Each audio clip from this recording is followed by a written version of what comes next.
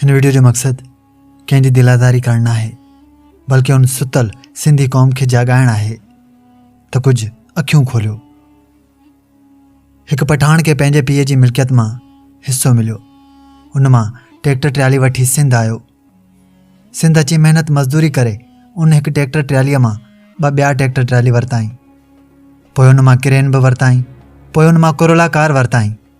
हिकु प्लाट वरिताई। पाण सेठ थी वियो।